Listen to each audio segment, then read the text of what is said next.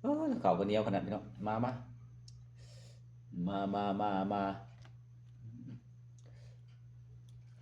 อืม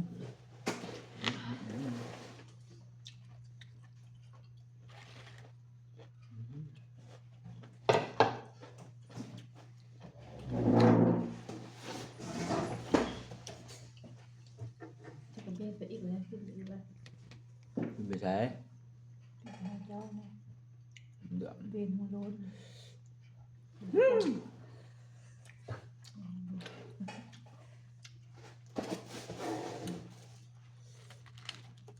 แต่พี่น้อง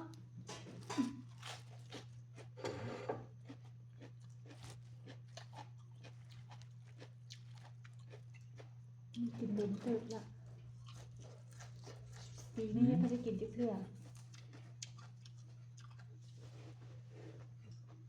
เดือดลงไปดีแล้วพี่น้อง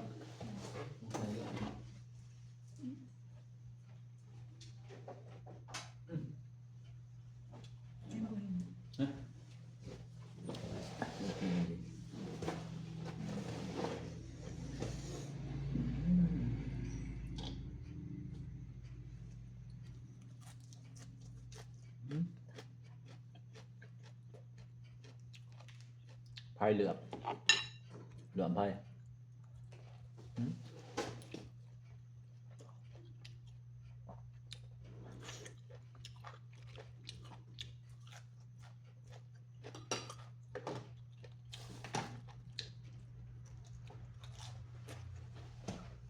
ไว้ซื้อป่า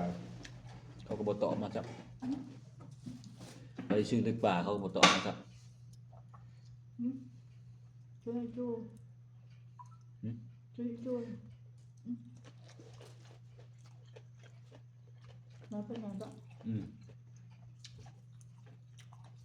ลองซื้อไผ่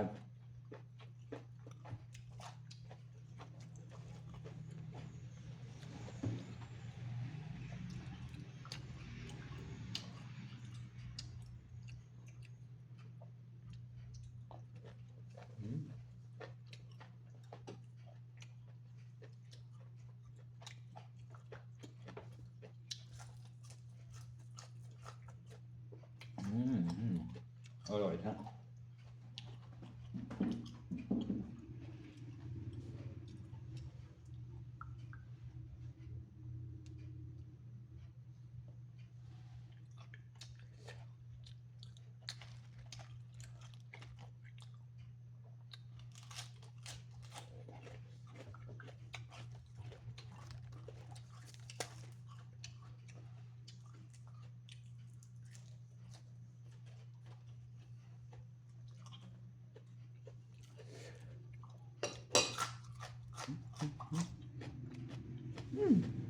เหลือม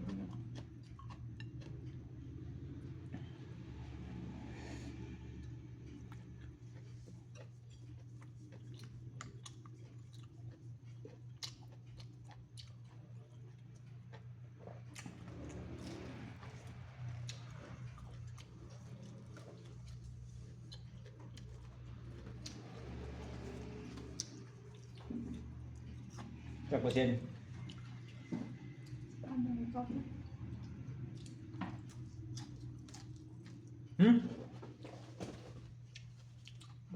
10,000ได้90,000ได้900,000เลย 1,090,000 10,000ก็เพิ่ม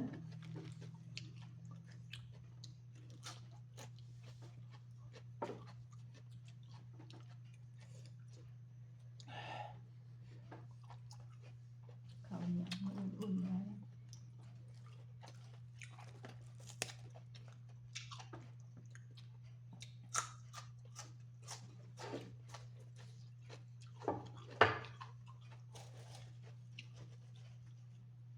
อ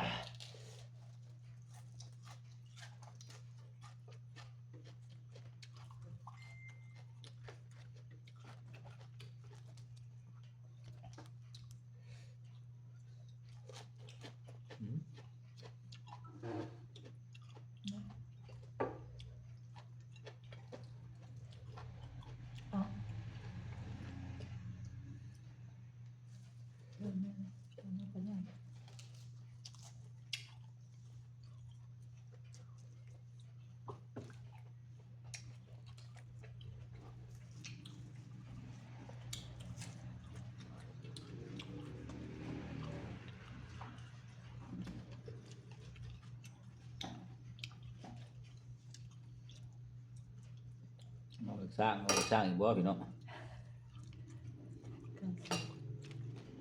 เขาเงียวเนี่ย บ่ได้ทำเอาเก้าสาม ออกสามเขาไปจัก เอาเก้าสี่บ่เห็นเนาะ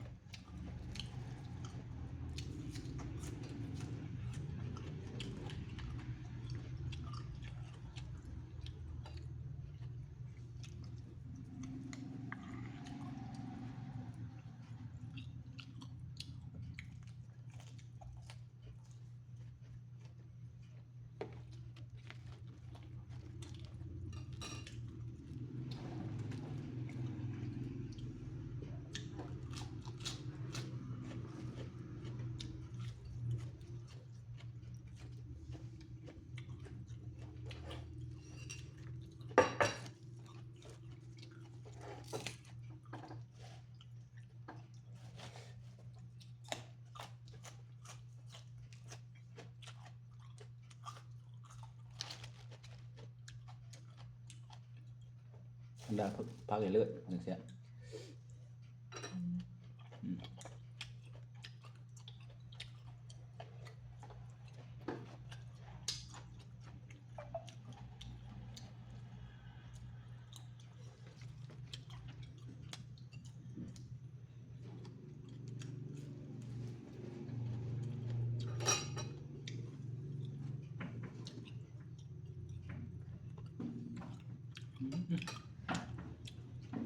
เหนียวเหนียวแท้พี่น้อง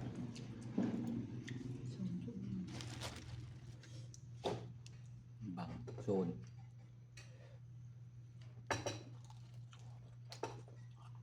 เจียวก็จะเข้มๆจะลวกชุบเพราะ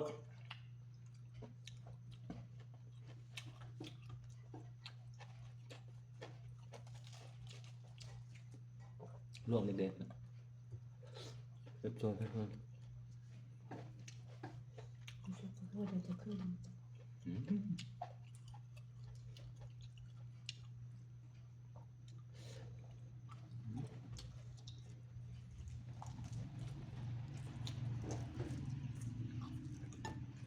กินเกินเท่านี้แล้วเอาหกหรอ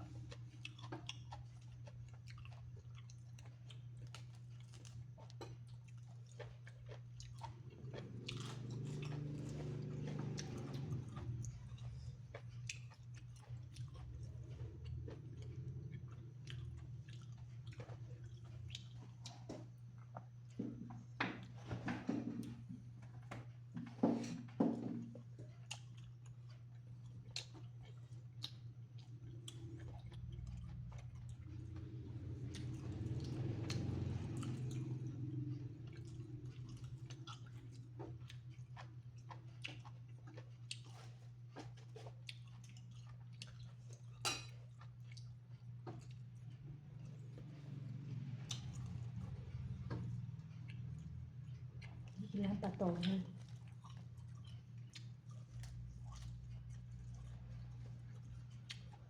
บ่มีซื้อ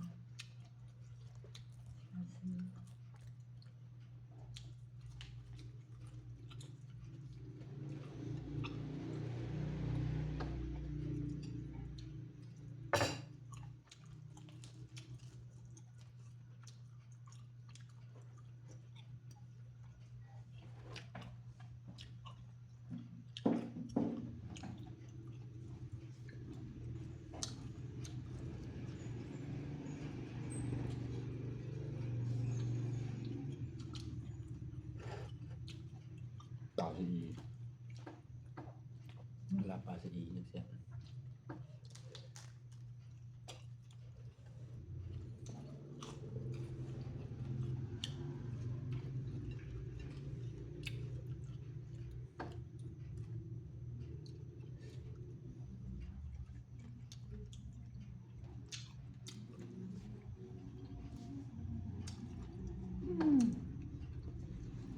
บุกคุ้งกับแฟน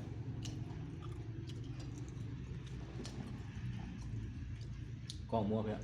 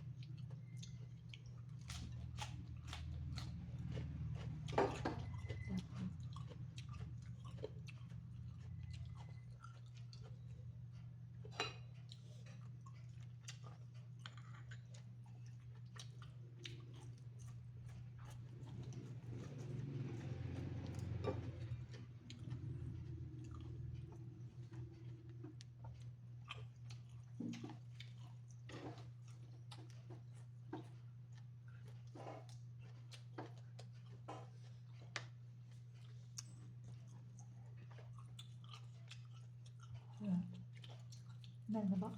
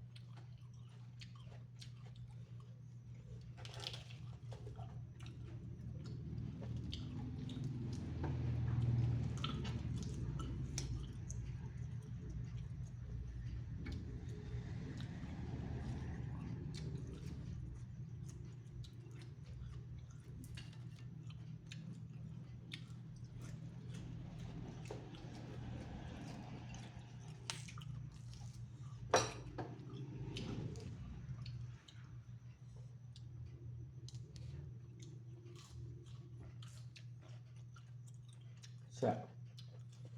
เอาเลย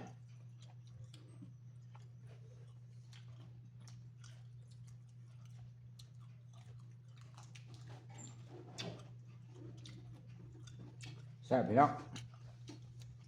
แซ่บบ่ แซ่บไว้เอง เอาโกบ่อยากแซ่บไปเดี๋ยวเนาะอยากเข้มแจ่วนี่อยากเข้ม ลองบีใช้มันขมดีบ้าง